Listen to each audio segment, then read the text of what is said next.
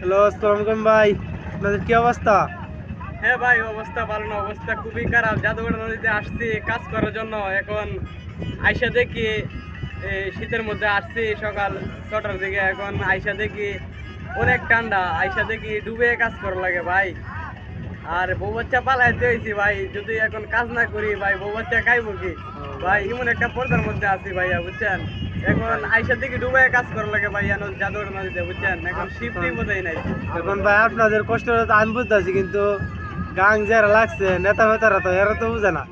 ভাই নেতা ফেতার হইলে মনে করছেন, এরা হইলে মনে করছেন যে নেতাটি ডাকছে না, এরা হইলে মনে করছেন মানে কি কমু, এরা মনে করছেন হিজরা আছে না, হিজরাতে বাদ, হিজরা তো তাফা দেয় তাহলে জাদুঘর নদী লড়লো, বুঝছেন? এরা যারা গাংটা ডাকছে এরা হইলে হিজরাতে বাদ, হিজরাতে তাফা দেয় গাংটা লড়লো। এখন হিজরাতে এরা বাদ, গাংটা লড়ে না, বুঝছেন?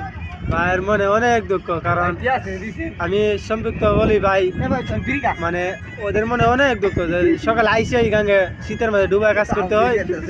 ওরা মানে বলতে পারে না যে ওই ভাই যে বলছে তার কথার মধ্যে আমিও একমত। তারা হিজড়ার মতোই, কারণ তারা ইয়ে করতে পারে না, গানটারে শিপ দিতে পারে না, কোনো সুবিধা নাই। শিপ থাকলে তো আমরা লেবারের একটা সুবিধা হইলো। লেবারে দেখেন, আমি দেখেন একটা লেবারে পানি নামছে না, সব লেবার স্যার বিশেষ করে বড় ভাইয়েরা নামছে না।